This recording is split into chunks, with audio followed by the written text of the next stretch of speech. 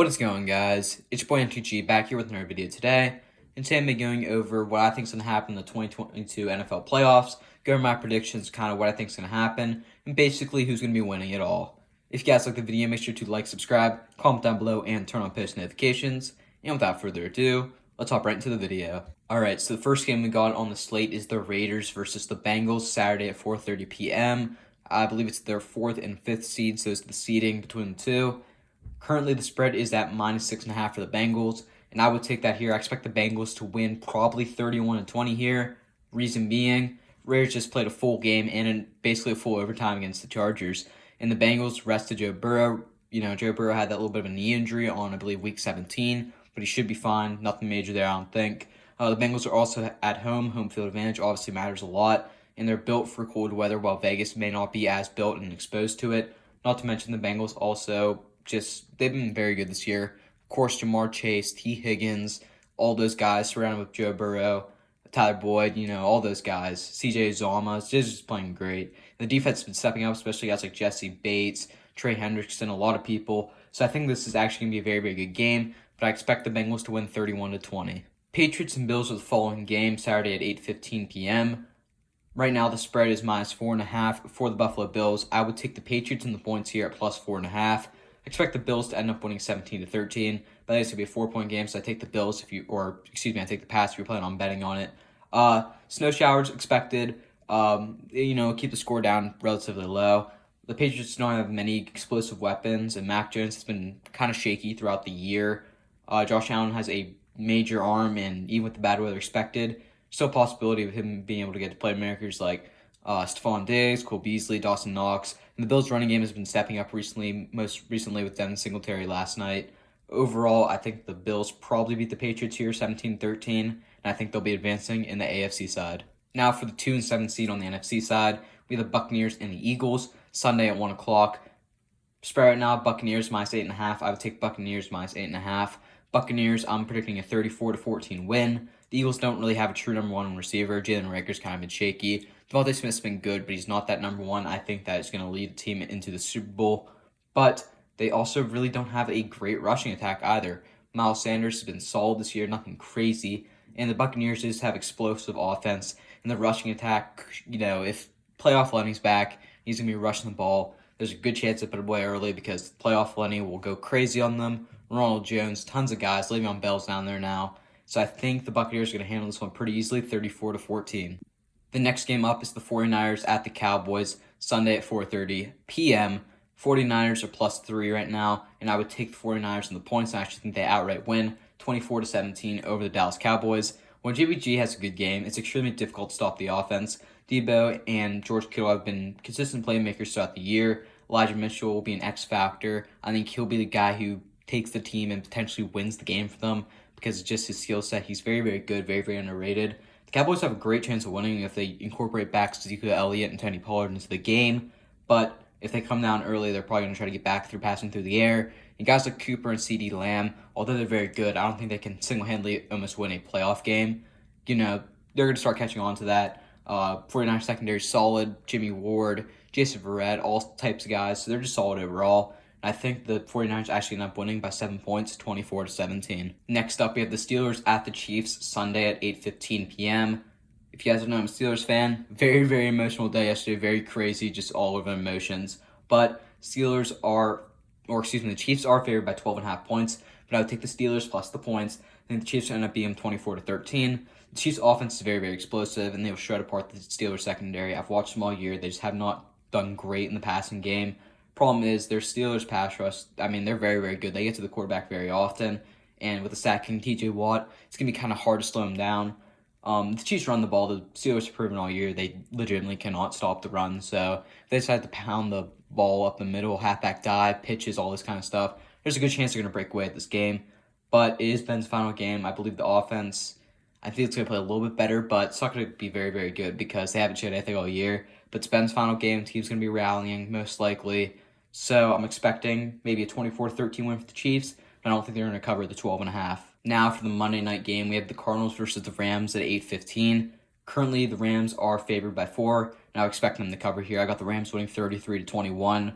The Rams' offense is prolific, and they have weapons all around the field. Their defense is also stacked with Jalen Ramsey locking down one side of the field, and their pass rush trio of Aaron Donald, Leonard Floyd, and Von Miller should pressure Murray throughout the night. I'll tell you what, Cardinals secondary, if it's able to slow down the explosive offensive weapons of the Rams, maybe there's a chance, but the Cardinals have declined recently very significantly, and nothing really tells me it's going to differ this week, especially against the Rams. But who knows? I think the Rams win 33-21. I feel like it's a pretty safe bet if you take them. Now we're going to be moving on to the divisional round. The first matchup here with the Bengals and the Titans. I think the Titans are going to win 24-21. Derrick Henry will be back, and he's a driving force behind the Titans offense. With an extra week of rest, Henry should be well rested for a Super Bowl run.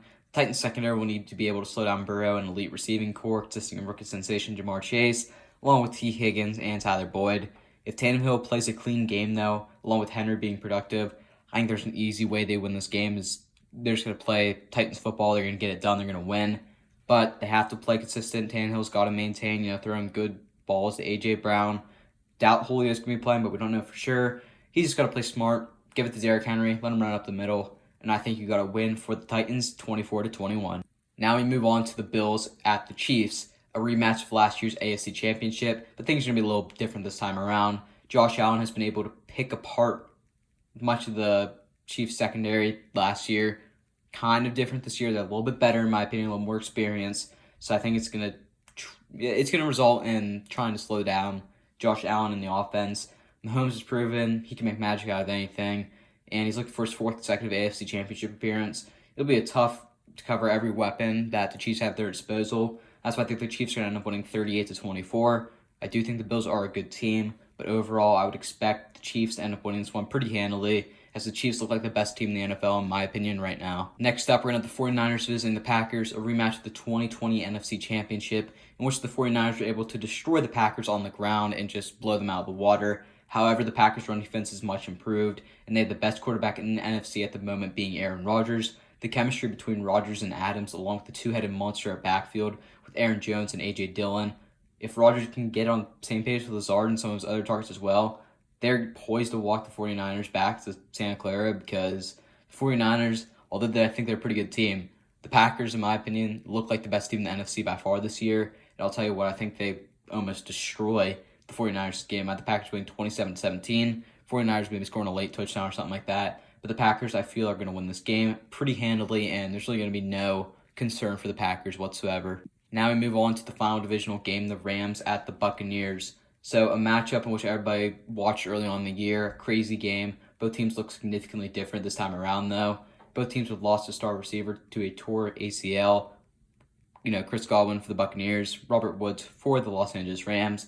With the departure of Antonio Brown, though, Rams is able to focus solely on Mike Evans, which I think is a pretty big deal. If the Rams are able to pressure Brady and the Bucs, their defense can sure find a way to step up and just make plays, and their offense will probably score with Stafford and Kupp leading the charge. Brady will not get his 8th ring, I think, and I think we'll have to wait till the 2022 season to chase number 8. And I got the Rams winning 33-31. So now we move on to the conference championships. First up, we have the AFC, the Chiefs visiting the Titans. So they meet again. The AFC Championship should be a fun one. The Chiefs' high-scoring, explosive offense against the run-dominant Titans. It's just going to be great matchups. The Chiefs do have to travel to Nashville this time around. So it's going to be a little bit different, but it may actually be an advantage to their offense because it's not going to be cold as Kansas City or raining or anything like that, snowing. And if Chris Jones and the run defense is able to keep Henry intact, Tannehill's primed to make a mistake at some point against this Chiefs secondary. And I think it's going to be a big backbreaker, especially against a team like the Chiefs. So I have the Chiefs actually winning this one 35-27. Very, very close game, but I think the Chiefs pull away at the end. And I think their explosive offense leads them into the Super Bowl for the 3rd consecutive year. And now what I hope really, really happens. The Rams and the Packers NFC Championship. Another chapter in the Stafford versus Rodgers storyline. But this time, Stafford is in an LA Rams uniform. The dynamic offense of the Packers will be challenged against a tough pass rush and secondary, including Jalen Ramsey, Aaron Donald, all those guys. The key to this game, though, is whether Aaron Jones and A.J. Dillon will be able to burst through those holes against Rams defense. And if all goes to the plans, I think the NFL's MVP, being Aaron Rodgers, should be advancing to his 2nd career Super Bowl by way of victory of 23-20 over the Los Angeles Rams. And now for the Super Bowl in Los Angeles, Inglewood, California at the SoFi Stadium. 272 regular season games, 6 wildcard games, 4 divisional, and 2 conference championships, all accommodated to the big game in Los Angeles, California. Both quarterbacks are looking for Lombardi number 2. Mahomes, his second in 3 seasons, while Roger is trying to win his first in over a decade. The Packers' pass rush will be the game's biggest question, as if they can pressure Mahomes, they'll be allowed to take away those deep shots, and they'll just be able to stop the Chiefs from throwing Tyreek Hill, Travis Kelce, all those guys. The Chiefs defense will have to focus on both Adams and Lazard, but also have to remember that there's a solid backfield with Aaron Jones and A.J. Dillon waiting for them. On a game-sealing pick by Darnell Savage, number 12 will hoist the Lombardi, and it may be the final game of season for Packers, but he'll be raising the Lombardi Trophy in his home state of California, and I have the Packers winning the Super Bowl at a score of 28-25, guys. I think the Packers are going to be the Super Bowl champion, just narrowly beating the Chiefs. And there you guys have it. If you guys end up liking the video, make sure you like, subscribe, comment down below, do all the things, turn on post notifications. Obviously, regular scheduled content will be back tomorrow. We'll talk about some of the playoffs content we could be getting. But besides that, we have our Super Bowl champion Packers, in my opinion. I think they're the best team in the NFL right now, and I think they may actually win it all this year, and Lombardi will be coming back to Green Bay to where it belongs. Again, make sure you like, subscribe, comment down below, and turn on post notifications. And I'm NTG. Peace out.